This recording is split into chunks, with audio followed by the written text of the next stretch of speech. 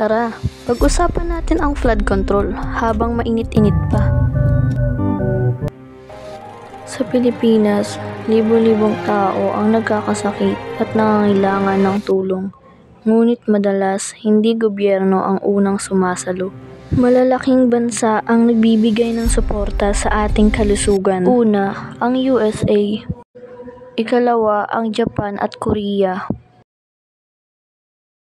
Ikatlo, ang Canada. At panghuli, ang Asian Development Bank. Mahalaga ang mga donasyong ito, ngunit tanong, dapat ba tayong umasa palagi sa dayuhan? Hindi ba tungkulin ng gobyerno na siguraduhin ang maayos na serbisyong pangkalusugan? Ang kalusugan ay hindi dapat nakadepende sa awa o donasyon mula sa ibang bansa.